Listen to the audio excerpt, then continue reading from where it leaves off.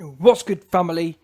Smash the like button and subscribe. Oh no, your man's the YB has some new and exclusive information to let you man know right now regarding Terence Crawford versus Shawn Porter for the WBO mandatory shot. And I hate to break it to you, man, especially you Shawn Porter fans, because I know that Shawn Porter over the years has gained a loyal and strong following. Because so far today, he has been pretty loyal. His competition has been loyal. He hasn't been a super scary looking ass like Errol Spence. However, like I said, this is unfortunate bad news.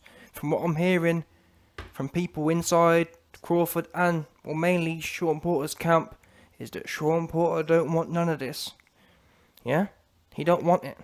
Which is why it's been 2-3 weeks now, and guess what? We ain't seen no social media acknowledgement. And this is particularly worrying since, as we know, I broke to you, man, a few weeks ago now when the news first came out. Initially, Shawn Porter jumped all over it. That tweet was deleted within an hour. And he hasn't said nothing since.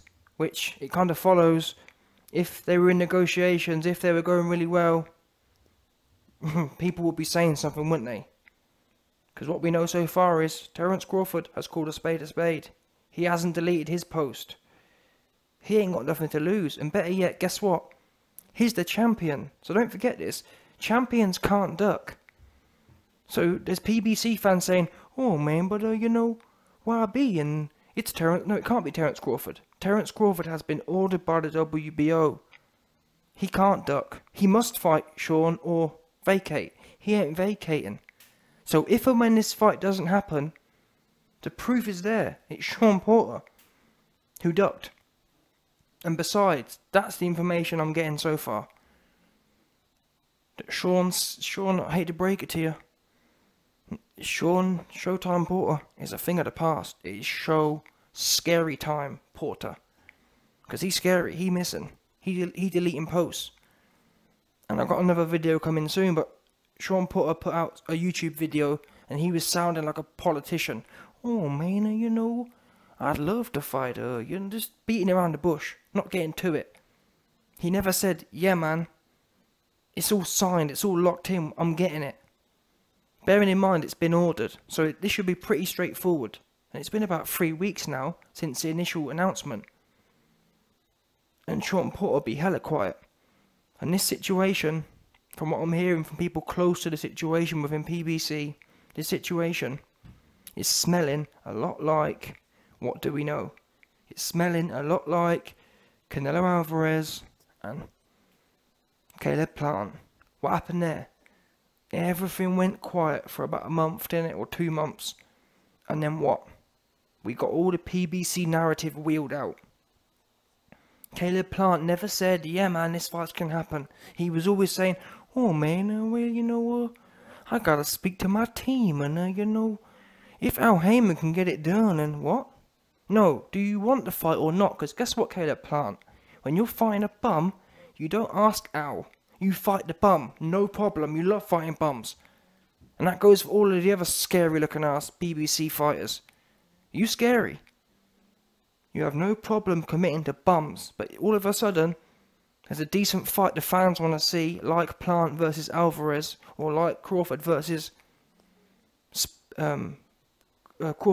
Porter, that's been ordered. It's been ordered. There should be no ifs, no buts. There should be no confusion. Get to fighting.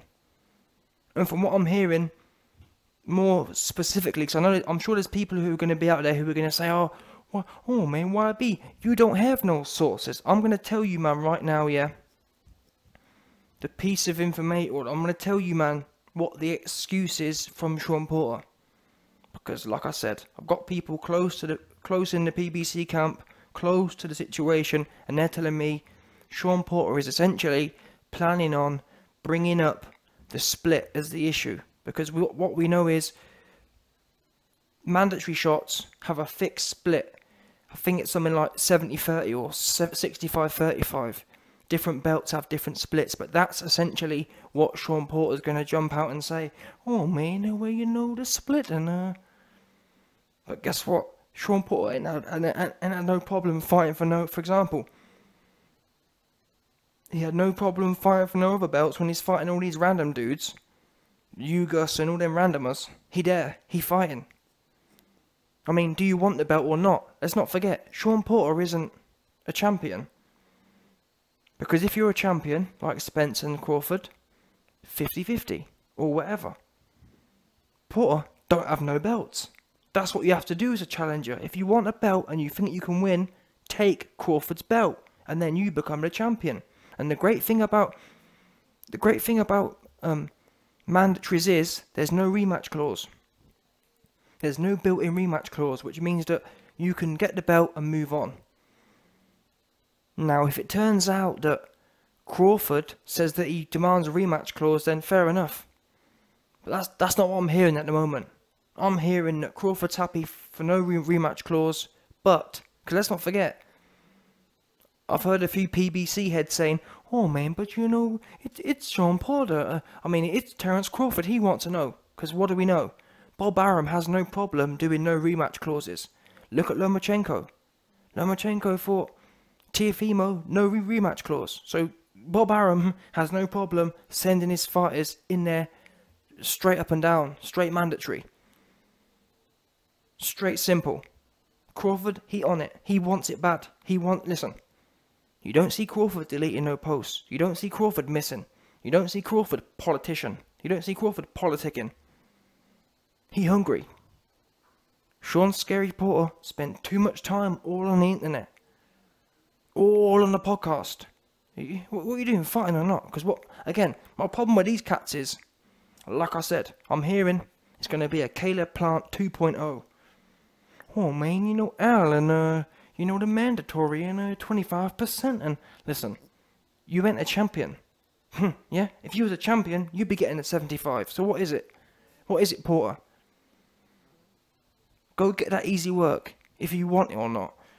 Let's not forget, Crawford is a blown up 130 pounder. Porter should be rock hard to go in there with Crawford. He don't want it, is what I'm hearing. He politicking. And I knew it was sus, but I said to you, man, at the time, it was super sus,